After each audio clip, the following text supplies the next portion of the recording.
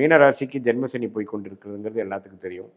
அதில் வந்து குரு பார்வை பெற்று விட்டார். அது கொஞ்சம் நல்ல விஷயம். அதே மாதிரி ராகு 12லையும் கேது 6லையும் இருக்கிறார்.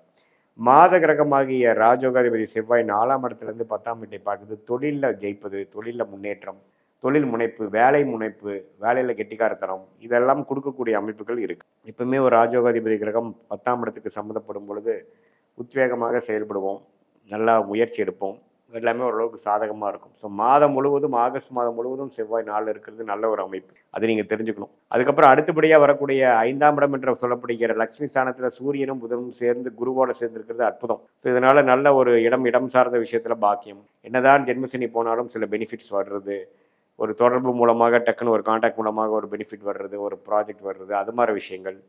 அதே சமயத்தில் நம்ம வந்து இடம் சார்ந்த விஷயங்கள், சுப விஷயங்கள், ஜென்மசனியாக இருந்தாலும் சிலதெல்லாம் கொஞ்சம் பாசிட்டிவாக தான் நடக்குதுங்கிற மாதிரி சில பாசிட்டிவான அமைப்புகள் கண்டிப்பாக உண்டு.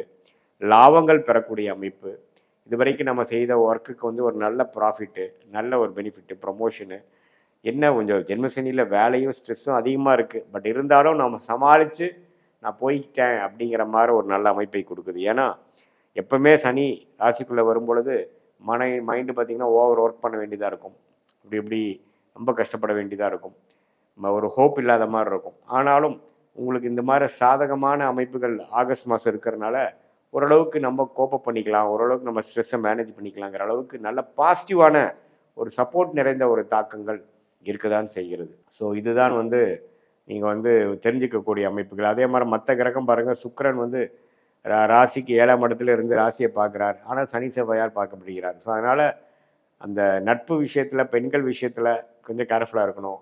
அந்த காதல் அது மாதிரி விஷயத்தில் பார்த்திங்கன்னா திடீர்னு ஒரு சில பிரச்சனைகள் வரக்கூடிய அமைப்புகள், கள்ளக்காதல் விஷயங்கள், கலப்பு காதல் விஷயங்கள்லாம் கொஞ்சம் நடக்கக்கூடிய அமைப்புகளாக இருக்குது. ஸோ இதெல்லாம் கொஞ்சம் நீங்கள் கொஞ்சம் கவனமாக இருந்து அது உங்கள் வாழ்க்கையை எந்த அளவுக்கு பாதிக்குங்கிறத தெரிந்து கொண்டு நீங்கள் நடக்கணும். ஏன்னா சுக்கிரன் வந்து 7ஆம் இடத்துல இருக்கும்போது அது சனி செவ்வாய் பார்வை பெறும் பொழுது கொஞ்சம் ரிஸ்கான விஷயங்கள், இது மாதிரி எதிர்பாலினத்தினோட டீல் பண்ணுறப்போ கொஞ்சம் கேர்ஃபுல்லாக இருங்க. மற்றபடி பார்த்தீங்கன்னா மற்ற கிரக அமைப்பெல்லாம் கொஞ்சம் நல்லா தான் இருக்குது. ஜென்மசனி தாக்கத்தில் இருக்கக்கூடிய நீங்கள் ஓரளவுக்கு சமாளிக்கக்கூடிய ஒரு மாதமாக, ஓரளவுக்கு பெரிய பாதிப்பு இல்லாமல், உத்வேகம் குறையாமல் வரக்கூடிய ஒரு மாதமாக இந்த ஆகஸ்ட் மாதம் வருது. மாணவர்கள் பார்த்திங்கன்னா கொஞ்சம் நல்லா ஹார்ட் ஒர்க் பண்ணி படிக்க வேண்டியதாக இருக்கும், லாங் ஹவர்ஸ் படிக்க வேண்டியதாக இருக்கும். அப்பப்போ அவங்க பண்ணுற சில தவறுகளுக்காக திட்டு வாங்குறது, பிரச்சனை ஆகிறது, ஸ்கூலில் கொஞ்சம் பிரச்சனை ஆகுறது, அது மாதிரி விஷயங்கள்லாம் கொஞ்சம் இருக்கும். அதே மாதிரி கொஞ்சம் நடுத்தர வயதினர்லாம் பார்த்திங்கன்னா ஒரு எக்ஸாம் ப்ரிப்பேர் பண்ணுறாங்க, ஒரு ஜாபுக்கு பண்ணுறாங்கன்னா முதல் படியே அது சக்ஸஸ் வராமல் ஒரு 2-3 படி போய் தான் வரக்கூடிய அமைப்புகள் கொஞ்சம் கொடுக்கும். அதே மாதிரி நடுத்தர வயதினர் வியாபாரம் அது மாதிரி இருக்கிறவங்களுக்கும் பார்த்திங்கன்னா ஒரு டைமும் மனக்கலக்கத்தை கொடுக்குற மாதிரி சில விஷயங்கள் வந்து தான் அப்புறம் ஓரளவுக்கு பாசிட்டிவாக நடக்கும். அதே மாதிரி மூத்த குடிமகன்கள், சீனியர் சிட்டிசன்ஸ்க்கெலாம் பார்த்திங்கன்னா கொஞ்சம் உடம்பு உபாதைகள் அது மாதிரி விஷயங்கள்லாம் வந்து போகிற மாதிரி இருக்கும்.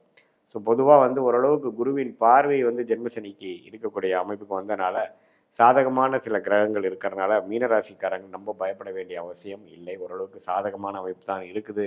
இது ஒரு பொதுவான பலனே தவிர உங்களுடைய ஜென்ம ஜாதகத்தில் எது மாதிரி தசாபுக்திகள் போயிட்டுருக்கு, நீங்கள் எந்த லக்னத்தில் பிறந்தீங்க, பிறந்த தேதி, பிறந்த நேரம், பிறந்த உரை வைத்து உங்களுடைய ஜாதகத்தை போட்டு எது மாதிரியான அமைப்புகள் போய் கொண்டிருக்கிறது, உங்களுடைய இப்போ நம்ம பேசின தசநாதன் புக்திநாதன் வந்து ஜாதகத்தில் இப்போ கோச்சாரத்தில் எப்படி போயிட்டு இருக்கார், அடுத்து வரக்கூடிய ஷார்ட் டேர்ம் லாங் டேர்ம் எப்படி இருக்குது, எது மாதிரி திசையில் நம்மளுடைய வாழ்க்கை திரும்புது, நமக்கு இருக்கக்கூடிய சாய்ஸில் எந்த சாய்ஸ் எடுத்துக்கிறது நம்மளோட ஜாதகத்துக்கு நல்லதாக இருக்கிறது, நம்ம கர்மாக்கு அலைன் ஆகுது அப்படிங்கிறத சயின்டிஃபிக் வேதிக் அஸ்ட்ராலஜி முறையில் எதையும் நம்ம மிகைப்படுத்தாமல் அருள்வாக்கு சொல்கிற மாதிரிலாம் சொல்லாமல் ஒரு கிரகமும் ஒரு மாதிரி இருக்கும் பொழுது நம்மளுடைய 18 வருஷம் அனுபவத்தில் எப்படி இருக்குது, பலாயிரக்கணக்கான ஜாதகம் பார்க்கும் பொழுது இந்த லக்னத்துக்கு, இந்த ராசிக்கு, இந்த தசாபுக்திகள் போகும்பொழுது எது மாதிரி பலன்கள் நம்ம எதிர்பார்க்கலாம், எது மாதிரி வாழ்க்கையை வந்து நம்ம திட்டமிட்டுக்கலாம், எது மாதிரி ஒரு முயற்சிகள் போய்க்கலாம், எது நமக்கு ஆகாது, எது நமக்கு தகுந்ததாக இருக்குதுங்கிறத நம்மளுடைய 18 வருஷம் சயின்டிஃபிக் வேதிக் அஸ்ட்ராலஜி முறையில் நம்ம கற்றுக்கிறதுனால அது மூலமாக ஆலோசனை பெற்று உங்களுக்கு வந்து எது மாதிரி திசை போயிட்டுருக்கு, உங்களுடைய நேர்த்தியான இன்டென்ஷன்ஸ் என்ன, அதுக்கு நமக்கு கிடைக்கக்கூடிய வாய்ப்புகள் எப்படி இருக்குது, எந்த மாதிரி டைம்லைன்ஸில் வந்து நமக்கு அது மாதிரி விஷயங்கள் காட்டுது, எது வந்து உடனே நடக்கக்கூடியதாக இருக்குது, எதுக்கு வந்து கொஞ்சம் பொறுமையாக இருக்கணும், நம்மளுடைய யோகமான தொழில் என்ன, யோகமான வேலை என்ன, யோகமான படிப்பு என்ன அப்படிங்கிறது நம்ம ஜாதகத்தில் எப்படி இருக்குங்கிறதை பார்த்து அதுக்கு தகுந்த மாதிரி முடிவுகளை எடுக்கும் பொழுது வாழ்க்கையில் எளிதில் வெற்றி பெற முடியும் என்று சொல்ல விரும்புகிறேன். மீண்டும் மற்றொரு காணொளியில் சந்திப்போம். நன்றி, வணக்கம்.